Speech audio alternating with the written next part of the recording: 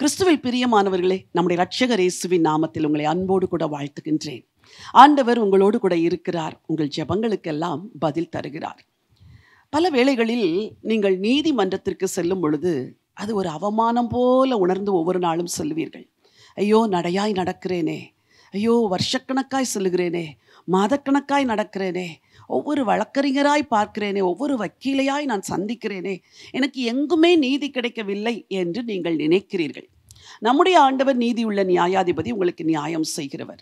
அந்த ஆண்டவர் உங்களுக்கு நீதியை கொடுக்கும்படி ஒரு ஆலோசனை சொல்லுகிறார். வாசிக்க விரும்புகிறேன். மத்தேயு எழுதின சுவிசேஷம் 6ஆம் அதிகாரம் 6வது வசனம். நீயோ ஜெபம் பண்ணும்போது உன் அறை வீட்டுக்குள் பிரவேசித்து உன் கதவை பூட்டி அந்தரங்கத்தில் இருக்கிற உன் பிதாவை நோக்கி ஜெபம் பண்ணு. அப்பொழுது அந்தரங்கத்தில் பார்க்கிற உன் பிதா வெளியரங்கமாய் உனக்கு பலன் அளிப்பார். என்ன அற்புதமான காரியம் பாருங்கள்.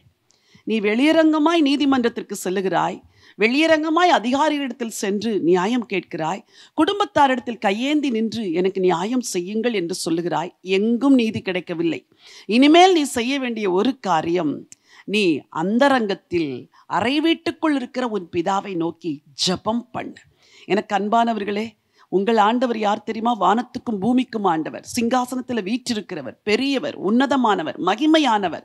அந்த அந்தரங்கத்தில் இருக்கிற தேவனை நோக்கி நீங்கள் ஜெபம் பண்ணும் பொழுது வெளியரங்கமாய் பதில் கொடுப்பாரா? வெளியரங்கமாய் பலன் வரும். வெளியரங்கமாய் நீதியை விளங்க பண்ணுவார். உன் நீதியை வெளிச்சத்தை போல மாற்றுவார். உங்கள் நியாயத்தை பட்டப்பகலை போல மாற்றுவார். நீங்கள் இதற்கு செய்ய வேண்டிய ஒரே ஒரு காரியம், அந்தரங்கத்தில் இருக்கிற பிதாவை நோக்கி ஜெபம் பண்ணும் பொழுது வெளியரங்கமாய் பலன் தருவார், பதில் தருவார், நீதி செய்வார். உங்களுக்காய் ஜெபிக்க விரும்புகிறேன். சோர்ந்து போகாதிருங்கள். தைரியம் கொண்டு ஜெபத்தை துவங்குங்கள். ஜெபத்தில் தரித்திருங்கள். ஆண்டவர் நிச்சயம் நீதி செய்வார். பரிசுத்தமுள்ள தேவனே, நல்ல ஆண்டவரே, அந்தரங்கத்தில் இருக்கிற பிதாவை நோக்கி ஜெபம் பண்ணும் பொழுது வெளியரங்கமாய் நீர் பதில் தருவீர் என்று நாங்கள் வாசித்தோமே. அந்தரங்கத்தில் இருக்கிற பிதா நீதியுள்ள நியாயாதிபதியாய் சிங்காசனத்தில் வீற்றிருக்கிறீர்.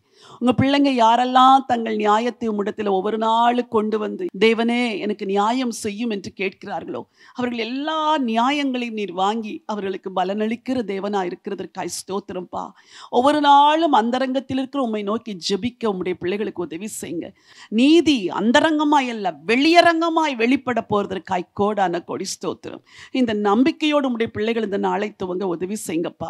மனதார வாழ்த்தி ஆசீர்வதிக்கிறேன் ஆண்டவர் இயேசுவின் நாமத்தில் பிதாவே, ஆமென். பிரியமானவர்களே, அந்தரங்கத்தில் இருக்கிற பிதாவை நோக்கி ஜெபம் பண்ணுங்கள். அந்தரங்கத்தில் பார்க்கிற உங்கள் பிதா வெளியரங்கமாய் நிச்சயமாய் பலனளிப்பார். இந்த நம்பிக்கையோடு இந்த நாளை துவங்குங்கள். இந்த நாள் ஒரு வெற்றியின் நாள். God bless you.